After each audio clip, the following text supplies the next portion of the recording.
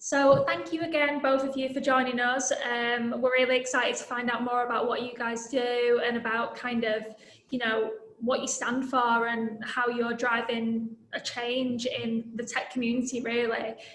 So first of all, if you guys would like to introduce yourself, that'd be great. Yeah, sure. So shall I start or? Yes, absolutely.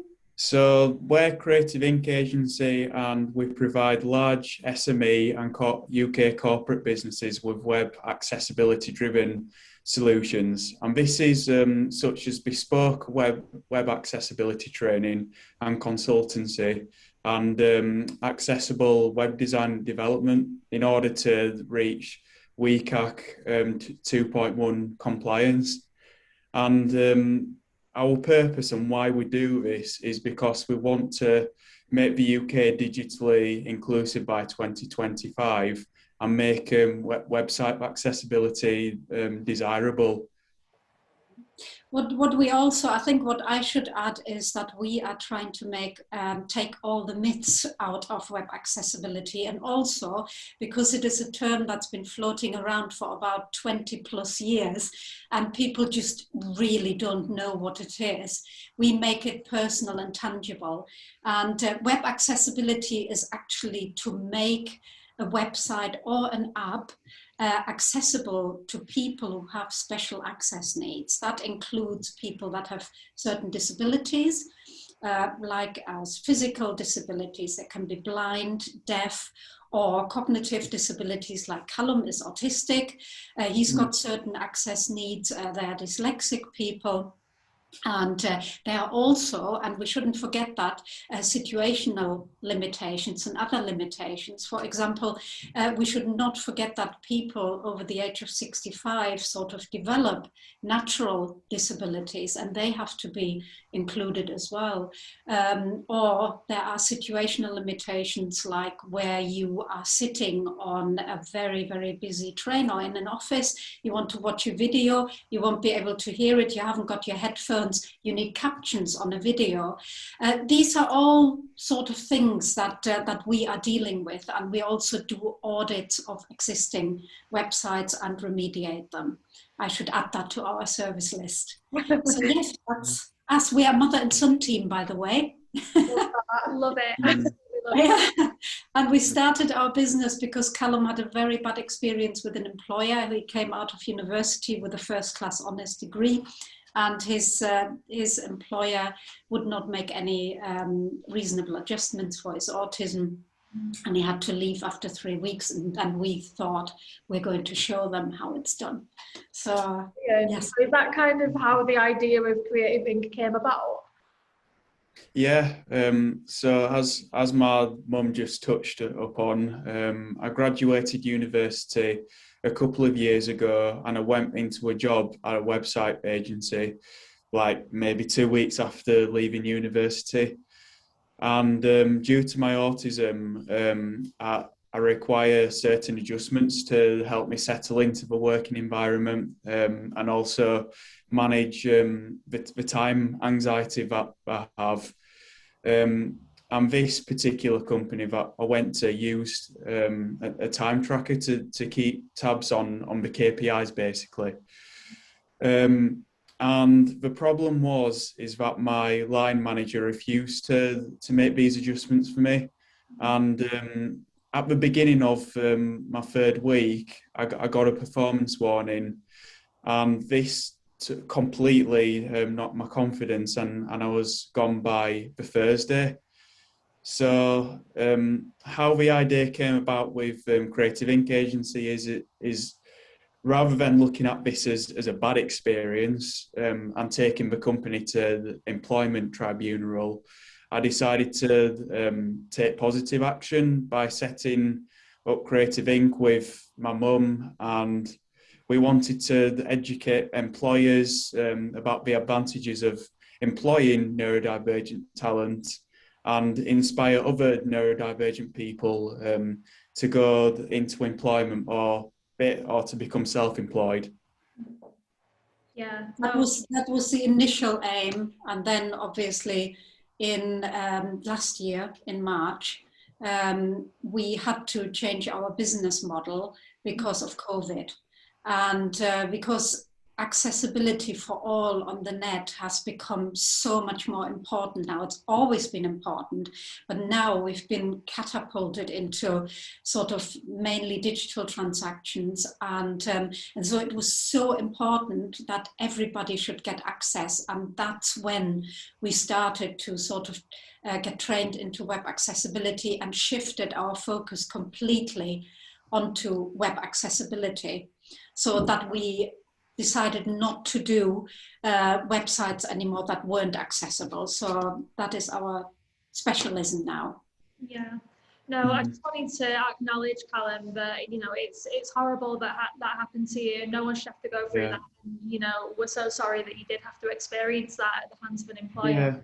Yeah, it happens sometimes. Yeah, and well, I mean, you're so positive about it, and that's what that's again another reason we wanted to talk to you guys, because you have taken something so positive from what is a really, you know, it could be traumatic experience, like obviously not your confidence, and you know, it's amazing that you've come away from it feeling so positive and you've been able to, you know, set up a business out of it. Yeah, looks what. Yeah, I just sorry.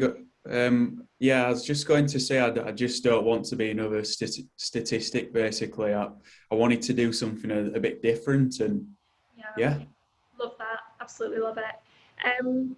I guess something that we really wanted to discuss as well is obviously you guys really value digital inclusivity, and you know, so do we as well.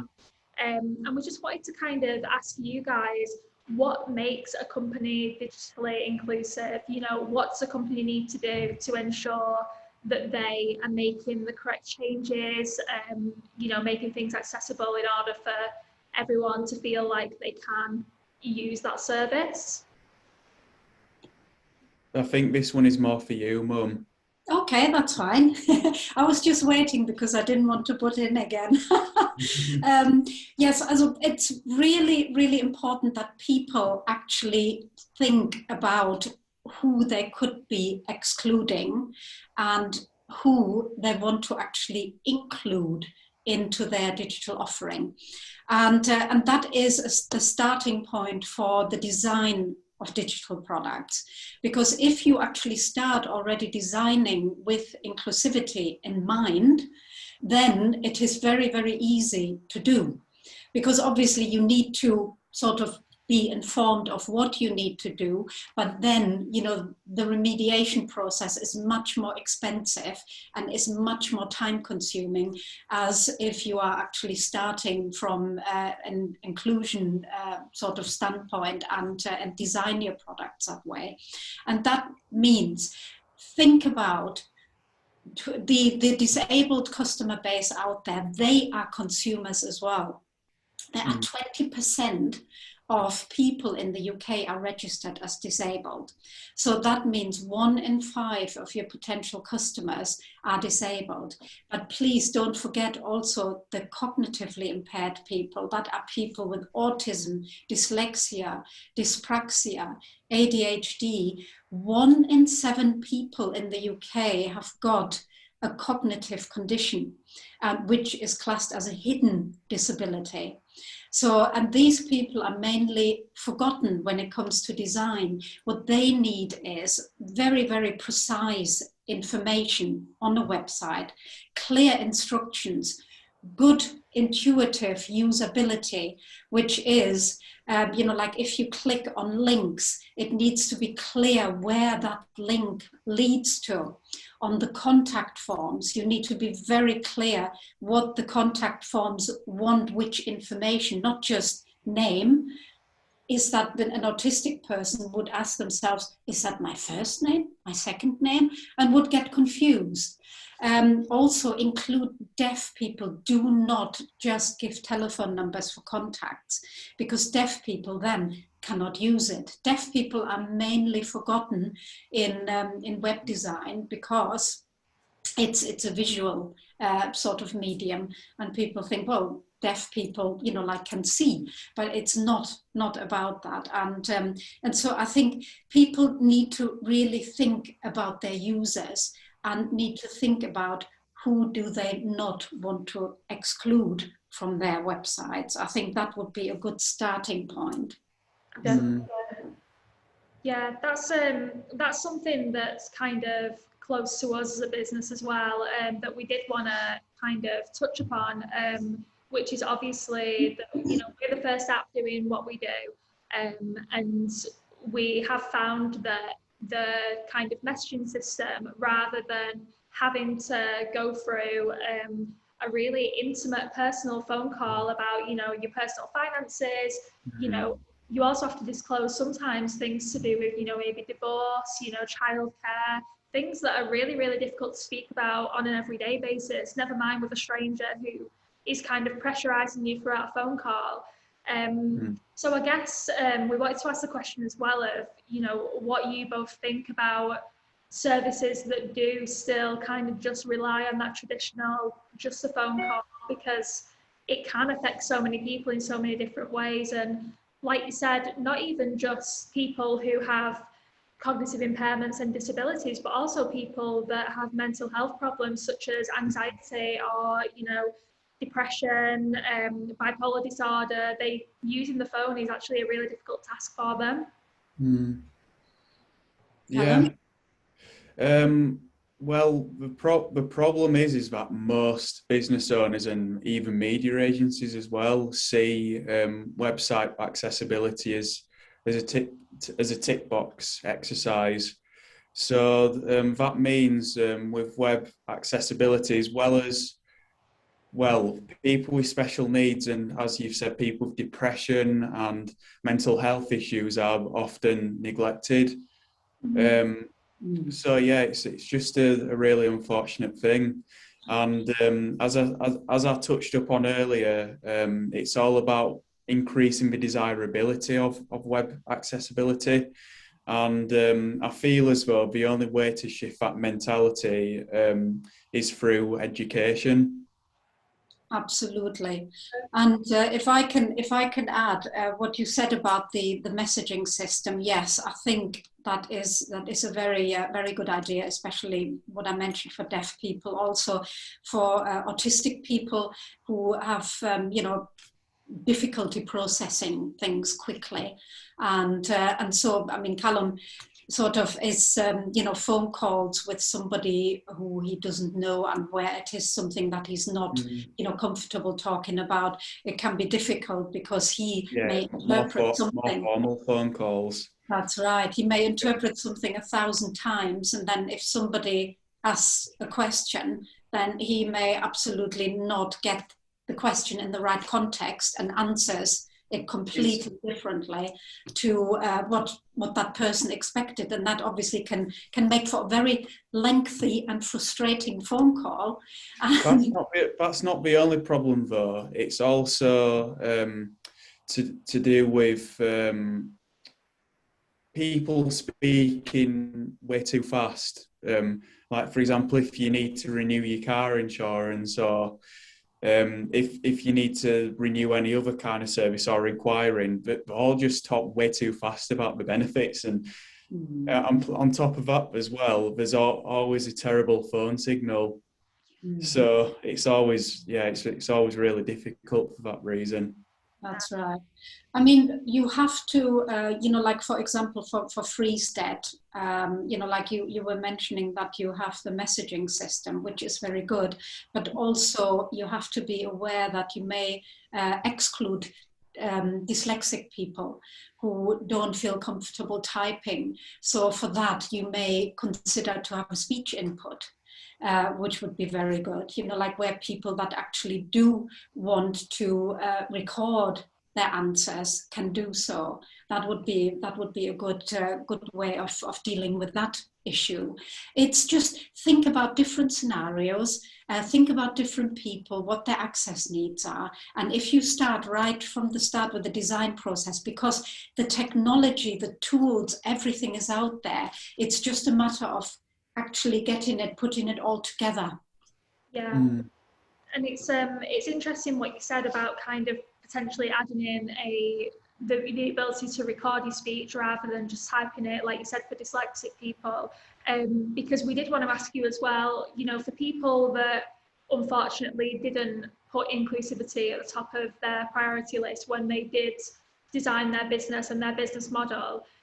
You know, say they're 5 years down the line, 10 years down the line, what are some small changes that people can make initially to kind of just make, to I guess, get started, to kind of kickstart them on the way to being more digitally inclusive, I guess? Yeah. So firstly, we can check to see whether the website has sufficient colour contrast. So what do I mean by sufficient colour contrast? It's all about whether there's a good enough contrast between the text colour and the background colour in order for everyone to see it, regardless of whether they have cognitive impairments, whether they're colourblind, or all of that kind of thing. And there's many different tools out there with the web one being the best one, but I won't go into that too much because it will get too technical.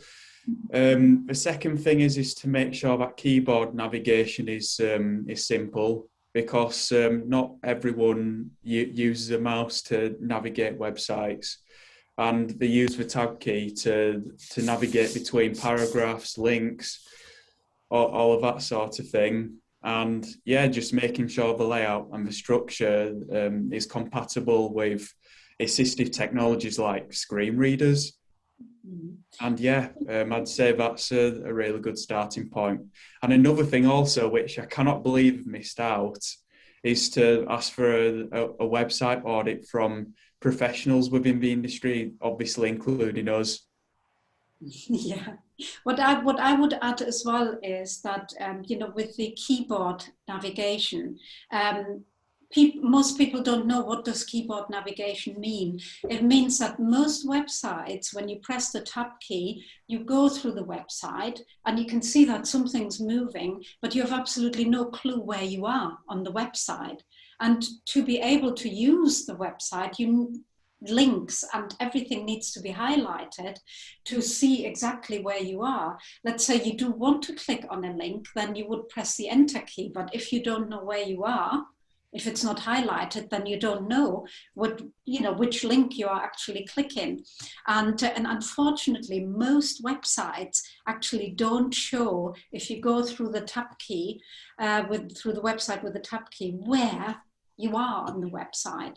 And that is quite a big thing, because the actual code and the tags that create the focus on the website are also sort of used in making the website accessible to assistive technology like screen readers or braille keyboards, because they need to have focus points to actually read out to the user where they are at. And then what Callum said about header structure and logical structure is you cannot have a main header up at the top of the website and then the next header structure, we call them H1, H2, H3, right at the bottom, because then the screen reader would jump up and down.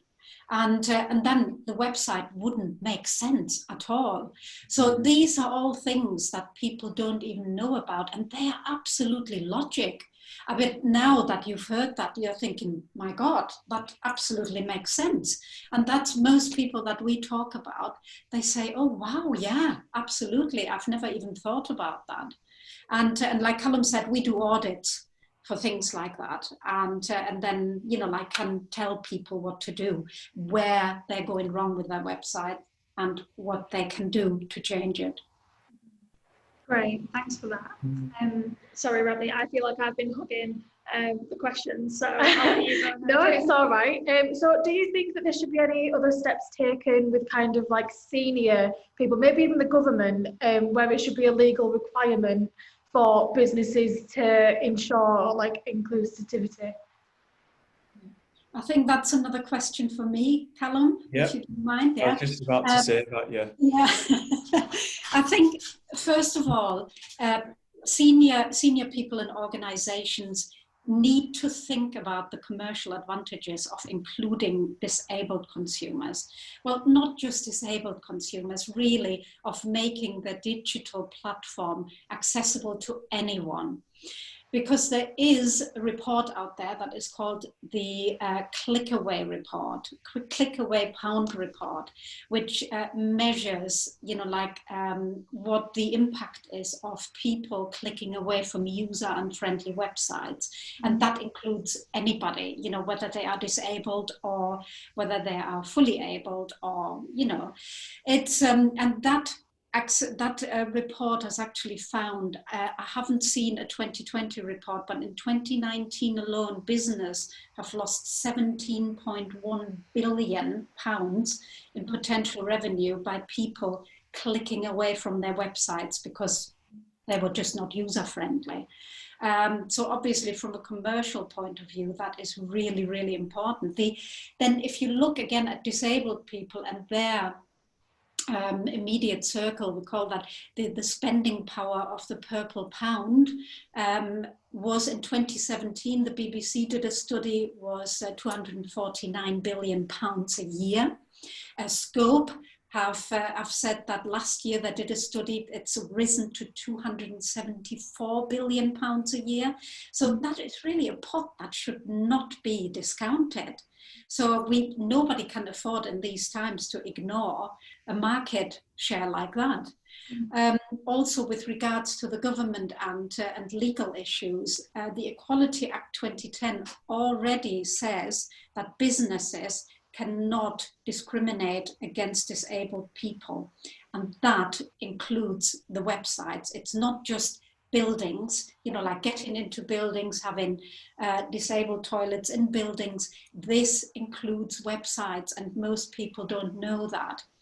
But what I would say to the government is, please make it less ambiguous, because at the moment it says that businesses have to make reasonable adjustments to make their digital platforms accessible.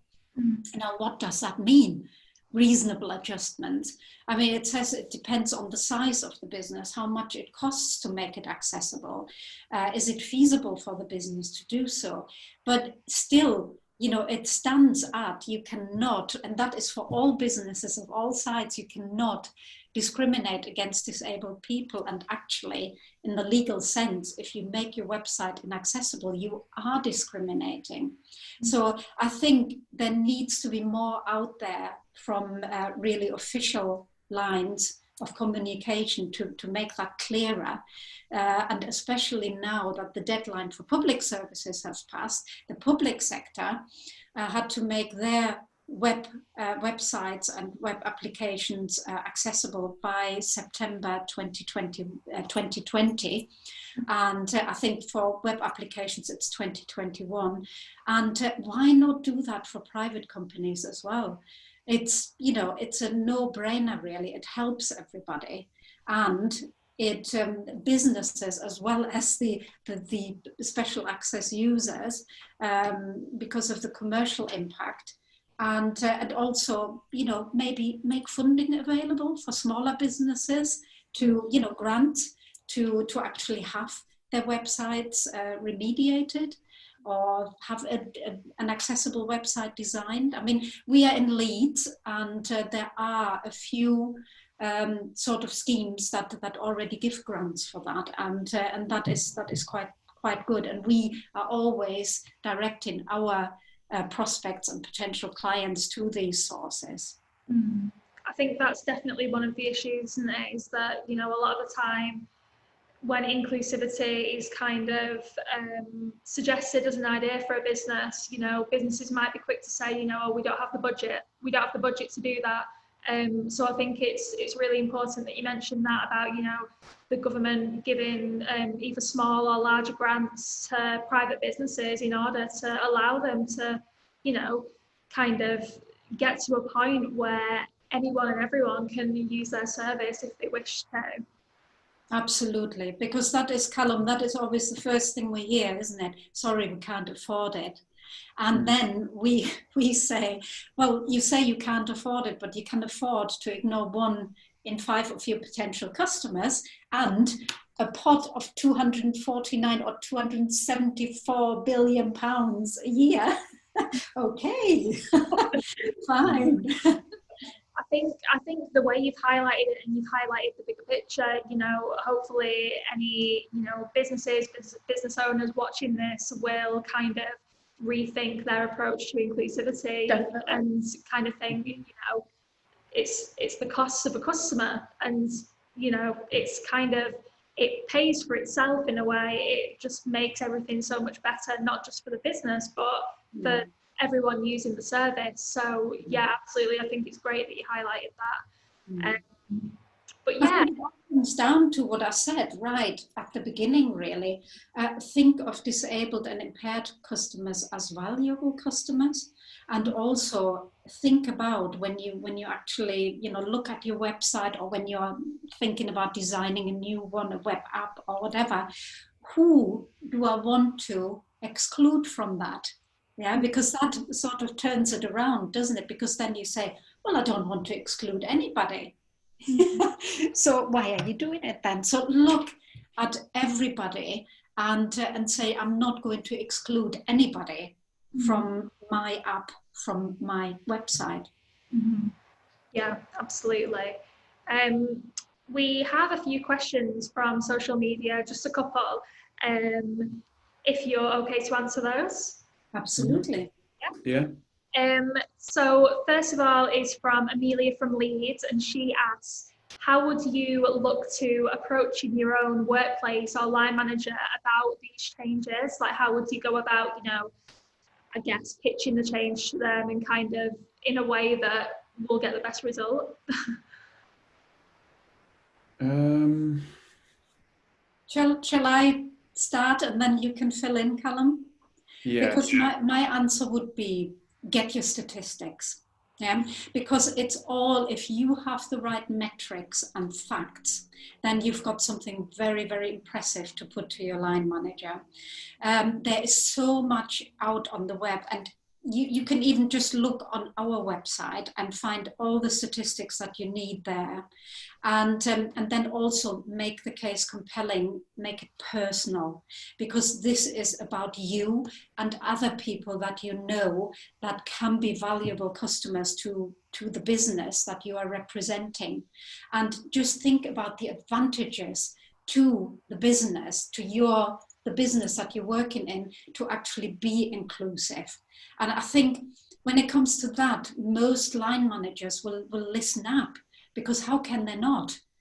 It's there are also recently there was the BBC featured Caroline Casey. She's a very she's sort of a bit of a celebrity person in the accessibility sector, and she co-founded the Valuable 500, which is all about the FTSE 100 companies, and for them to actually say we are committed to accessibility.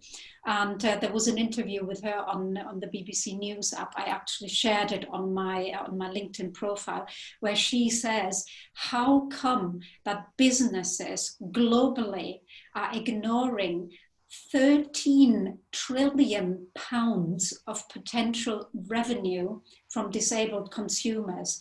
And if you start, Amelia, the conversation like that, everybody will listen to you. I can tell you that.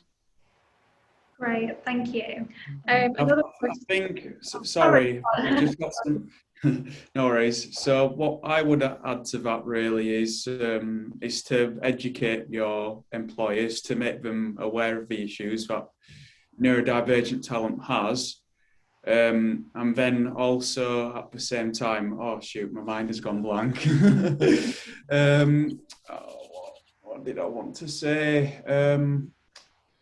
Was Amelia's question about making reasonable adjustments in the workplace, or was it? I answered it from the digital. Yeah, and then the neurodivergent person lets the manager know in the interview process about the difficulties, and then the transition should be a lot easier for the potential employee to settle into the job and perform to the best of their ability.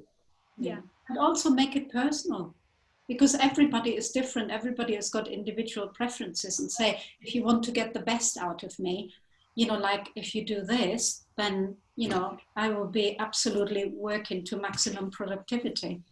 Yeah. Yeah. So the next question that we had was Joe from Grimsby, and he asked, so when looking to hire new people, how can you be accommodating? I guess Callum kind of answered a little bit of the Yeah. question there, but that was the question that we had. I think it's Yeah. it's about the recruitment process as well, isn't it, Callum? Make the interview, like don't ask questions like, like that are too general. Ask questions that are specific to the job, and say, like, how would you solve a problem like this, which is, like like to the job. And don't say, like, are you a sociable person? Do you want to come to our company dues? Or things like, like that has really nothing to do with the job. Be very specific about the job and ask questions that actually, that relate to the job. Absolutely. Well, great. We don't have any more questions, but it's been amazing having you guys join us and kind of speak to us about digital inclusivity in your business and everything that you're doing. And we absolutely love what you stand for. So I guess the final thing is just where can everyone watching find you on kind of socials and websites, if you just want to go through those things? Yeah, I mean, our website is creativeincagency.co.uk, and that is creative with a K, and then the Inc with a C for inclusion, and agency all one word .co.uk. And then you can find on our website, you can find all the links to our social media channels. We are very active on LinkedIn. Callum Gamble and Karen Launus Gamble, and Karen with a C, and then Launus, Launus -Gamble. I'm a native German, that's why I have this weird name and this weird accent. So, so yeah, please. Our website gives all the information that you need, and LinkedIn is always a great resource. Yeah, Callum, have you got anything else to add? Not really. You've really covered everything. Yeah, good. Okay, great. Well, thank you so much. Yeah, thank you. It's been really insightful, and yeah, we hope to speak again soon.